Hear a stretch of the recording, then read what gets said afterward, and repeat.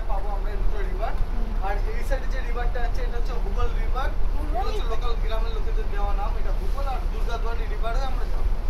এখান থেকে 45 মিনিট পর আমরা হচ্ছে দুর্গাদুয়ানি নদী থেকে বেরিয়ে আবার একটা ফরেস্টের